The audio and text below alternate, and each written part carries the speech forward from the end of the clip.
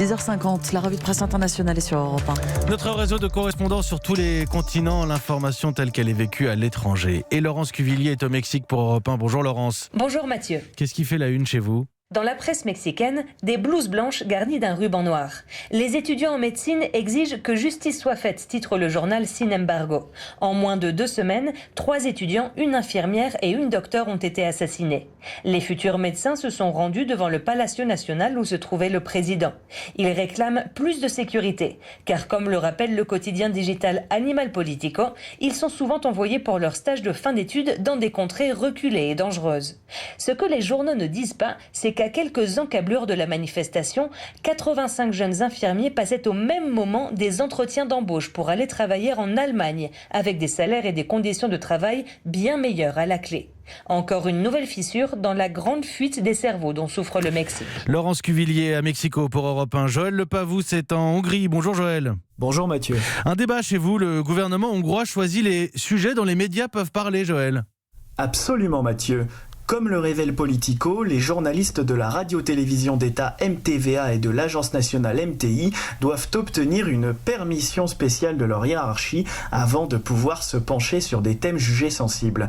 Exemple, l'immigration, le terrorisme en Europe, Bruxelles, les affaires religieuses ou encore, tenez-vous bien, les actions de la célèbre militante écologiste Greta Thunberg. Puis, insiste Politico, copie de mails internes à l'appui, les journalistes ont strictement interdiction de mentionner les rapports d'ONG comme Amnesty International ou Human Rights Watch, accusés par le gouvernement de Viktor Orban de soutenir l'immigration illégale.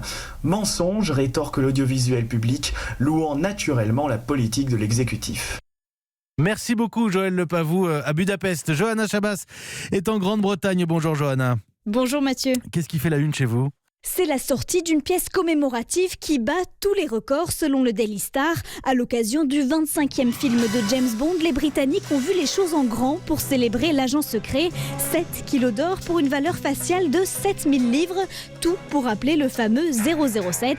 D'après le Daily Mirror, c'est la médaille la plus grande et la plus chère jamais produite par la monnaie royale en ses 1100 années d'existence. Sur Sky News, sa créatrice s'enthousiasme. C'est l'apogée de sa carrière. La pièce fait plus de 18 cm de diamètre. En son centre est gravée la célèbre Aston Martin de l'espion britannique. Pas de prix fixé, les intéressés doivent appeler pour enchérir, écrit The Sun. D'autres médailles de cette collection sont disponibles, dont une plus petite de 2 kg, elle aussi unique en son genre. Je peux pas couper. 007. Merci Johanna Chabas. La revue de presse internationale, nous étions au Royaume-Uni, en Hongrie et au Mexique ce matin.